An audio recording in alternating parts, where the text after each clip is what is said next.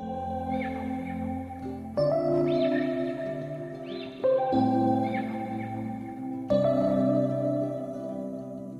we met, I could tell by your smile. You hadn't been with a good girl like me in a while. Yeah, you were impressed, couldn't leave me alone. Text me every time. Hello, আসসালামু আলাইকুম আপুরা ভাইরা, সবাই কেমন আছেন? এই তো সকাল সকাল বাসা থেকে একটু বের হয়ে চলে যাচ্ছে একটু চাইনিজ শপে। বাইরে কিন্তু আজকে প্রচণ্ড ঠান্ডা, আমার কাছে তো অনেক ঠান্ডা লাগে এবং বাসায়ও অল টাইম দেখা যায় 3 বেলা করে 2 ঘন্টা করে আমি হিটার ছেড়ে রাখতেছি এই বছর। গত বছর তেমন একটা আমার ঠান্ডাটা কমই লেগেছে, যেহেতু আমার বেবি পেটে ছিল। ঠান্ডাটা তেমন আমার কাছে লাগতো না, আমার কাছে মনে হতো যে তখন আল্লাহ ঠান্ডা আসাতে মনে হয় ভালো হয়েছে, দিনটা ছোট, দিনটা চলে যেত। কিন্তু এখন দেখলাম যে এই বছর দিনটা তো ছোট কিন্তু ঠান্ডাটা প্রচণ্ড, তেমন একটা উঠা বসা করতে ইচ্ছা করে না, মনে হয় যে বেডে শুয়ে থাকলে বসে থাকলে শান্তি।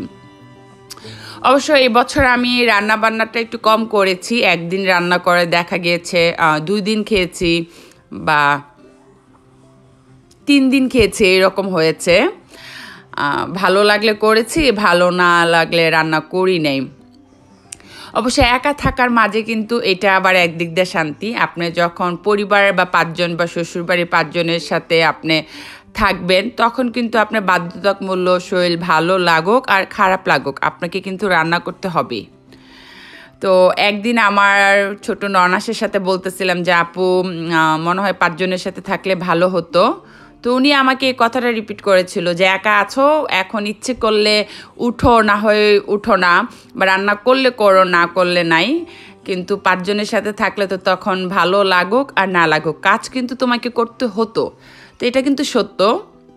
মাঝে মাঝে আমি একটু চিন্তা করে দেখলাম, আসলে তো একা একা আছি দেখে হয়তো বা ঘর মুছলাম একদিন বা একদিন পর পর হয়তো বা পরিষ্কার করলাম। আর ইদারিংয়ে আমার যেটা হয়, শীতকাল আসাতে রান্নাটা দেখা গিয়েছে আমি একদিন করে 3 দিন খাচ্ছি বা 2 দিন খাচ্ছি। হয়তো বা 1-2টা আইটেম রান্না করলাম বা 3টা আইটেম রান্না করলাম, আমার 2 দিন 3 দিন চলে যায়, যেহেতু হাজব্যান্ড ওয়াইফ দুজনে খায়। আর ছেলে মেয়ের খাবারটা তো অবশ্য ওদের আলাদা, ওদের জন্য আমাকে আলাদা করে রান্না করতে হয়।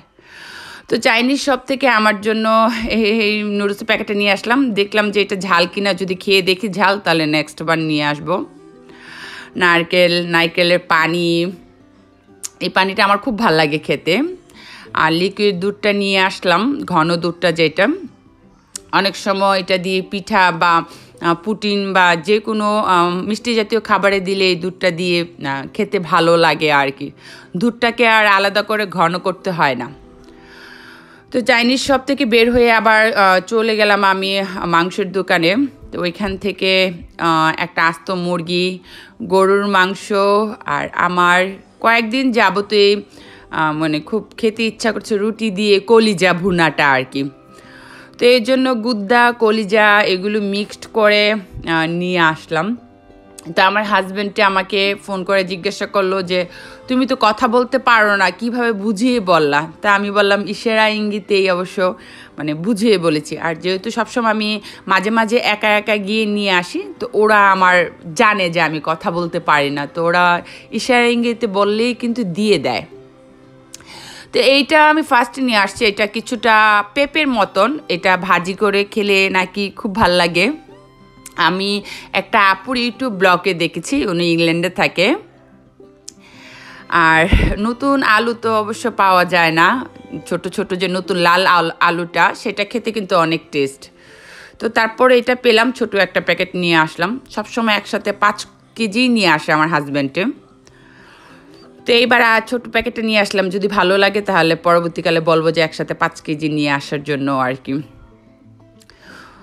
তো আমার হাজব্যান্ডকে আমি আবার এদিকে ওকে খেতে দিয়ে দিলাম। আজকে একটু আলু ভর্তা করলাম, তারপর ডালটা এমনি রান্না করলে খেতে চায় না, থেকে যায় আর কি।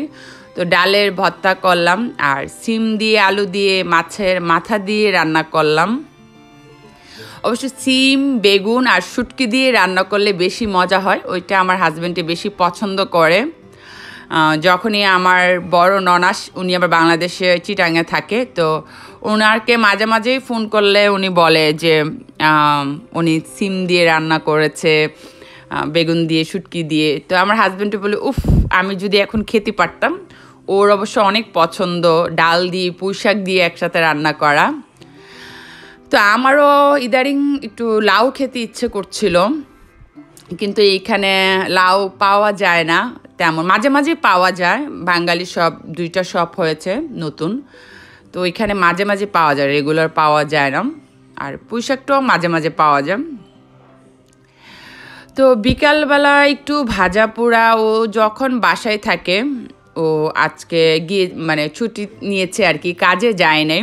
সবসময় তো বাসায় থাকা হয় না, আর বাসায় ও যখন থাকে তখন একসাথে আসলে বিকালবেলা বসে খেতে ভালো লাগে। একা একা কিন্তু আসলে সবসময় যে ভালো মন্দ খেতে ইচ্ছে করে, ওইটা আর একা একা ভেবে না অনেক সময় তৈরি করা হয় না। তো ও যেদিন বাসায় থাকে সেদিন আমার যেটা ভালো মন্দ খেতে ইচ্ছা করে আমি চেষ্টা করি আর কি, যে ওই দিন অল্প করে হলো একটু তৈরি করতে। আর আমার হাজব্যান্ডে তেলে ভাজা জিনিসটা খুব অপছন্দ করে, হয়তো বা 2-1টা খাবে, মানে ও যে খুব একটা পছন্দ করে তা না, কিন্তু মেয়ে তো খাবেই না, খাওয়ার ভিতরে আমারই খাওয়া হয়। তো চাইনিজ শপ থেকে আমি আবার ভেজিটেবল পাকোড়াটা নিয়ে আসলাম, এটা চিপসের মতন, এটাও নিয়ে আসলাম চাইনিজ শপ থেকে। আমাদের দেশে এরকম চিপসের কত ধরনের পিঠার মতন আইটেমগুলো পাওয়া যায় না।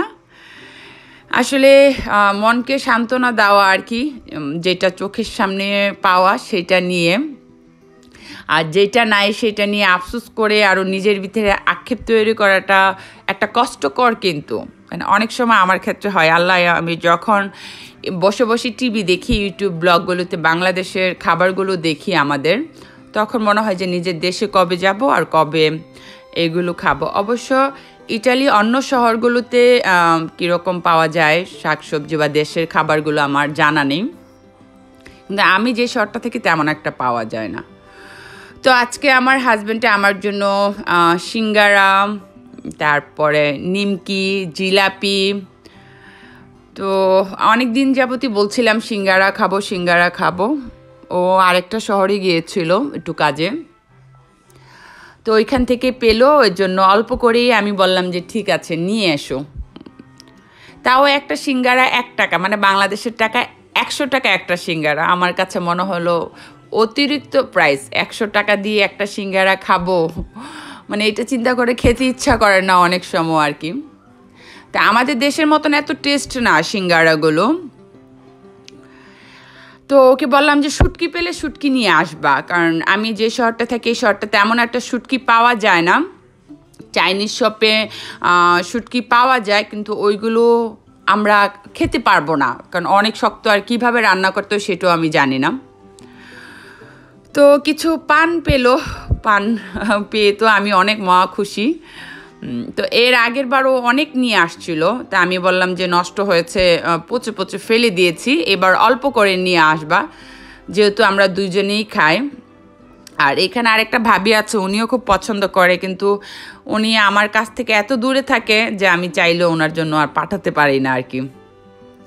তো আমি আবার রাতের জন্য একটু মুরগি, একটু আলু ভাজি আর একটু টুনা মাছ শুটকির মতন করে একটু ক্যাপসিকাম দিয়ে, একটু লাল মরিচ রসুন দিয়ে একটু ভুনা করেছি।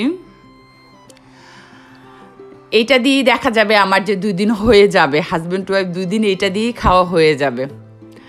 তো সিঙ্গারাটা খাচ্ছি, মনে হচ্ছিল জ্বালা ভিতরে যদি কলিজা থাকতো, আমার কলিজা সিঙ্গারাটা খেতে খুব ইচ্ছে করছিল। তো কলিজা নাই, সান্ত্বনা দেওয়া এটা খেয়েই মনকে, তেমন একটা ভালো ছিল না। সিঙ্গারা একটু গরম গরম একটু মচমচে হলে কিন্তু খেতে বেশি ভালো লাগে। আর এখানকার মিষ্টিগুলো তেমন একটা ভালো না, মিষ্টিগুলো একটু কেমন যে একটু টক টক লাগে, হয়তো বা তারা 2-3 দিন হয়ে গেছে বানিয়ে রেখেছে, হয়তো বা এই জন্য। তো সাথে পুরিও ছিল, ডাল পুরি, কিন্তু ডাল পুরিটা মানে এক কথা কোনো কিছুই তেমন একটা টেস্ট ছিল না। নামে শুধু সিঙ্গারা পুরি এগুলো খেয়েছি আর কি, কিন্তু একটা তৃপ্তি ভক্তি ছিল যে ওইটা ছিল না আর কি। এনেছে যখন টাকা দিয়ে খেয়ে ফেলবো এটা আর কি কথা। তো এদিকে খাওয়ার পরে আমরা আবার একটু রাতের বেলা আমার হাজব্যান্ড আর আমি একটু হাঁটতে বের হলাম। আমি বললাম যে চলো একটু, তুমি না থাকলে তো বাসার থেকে একটু হাঁটতেও বের হই না, কারণ এই ঠান্ডার ভিতরে ছেলে মেয়েকে নিয়ে একা একা বের হতে গেলে আমার খুব অলসতা লাগে। কারণ মেয়ে একদিকে দৌড় মারে আর ছেলে ট্রলি ঠেলতে ঠেলতে মেয়েকে ব্যালেন্স করা আমার খুব কষ্ট হয়ে যায়। তো ওর বাবা যদি পাশে থাকে তখন দেখা যায় একটু ওর বাবা একটু মেয়েকে ধরলো বা আমি একটু ছেলেকে ট্রলিতে গেলাম, তখন একটু হাঁটা যায় আর কি। তো রাতের শহর বাংলাদেশটাই অনেক রাতের, যতই রাত হোক আমাদের দেশে কিন্তু অনেক রিক্সা, অনেক ধরনের রাস্তায় সি ফুড খাবারগুলো থাকে। হ্যাঁ, আমি আগে বাংলাদেশে যখন ছিলাম তখন রাতের বেলা আমি গিয়ে বুয়েটে গিয়ে রাতের বেলা চা পরোটা ভাজি খেতাম। আমার আবার খাবারের প্রতি অদ্ভুত ধরনের একটা শখ ছিল, মানে ছোটোবেলার থেকে আমি দূর দূরান্ত চলে যেতাম, মানে যে কোনো জায়গার একটু ব্যতিক্রমী খাবার টেস্ট করতে আমার এটা খুবই পছন্দ ছিল। এবং সকালবেলা ঘুম থেকে উঠে দেখা যেত আমি ঘরোয়ার খিচুড়ি খুব পছন্দ করতাম। তো মাঝে মাঝে আব্বুর দোকানে স্টাফকে বলতাম যে আমার জন্য একটা খিচুড়ি নিয়ে আসো। তা আমার বাবা বলতো, সকালবেলা উঠে কি কেউ খিচুড়ি বিরিয়ানি খায়? তোমার খাবার সব অদ্ভুত। তা আসলেই এখন অবশ্য মিস করি যে আল্লাহ বাবার বাড়ি ছিলাম, বাবা তো সব আবদারি পূর্ণ করেছেন।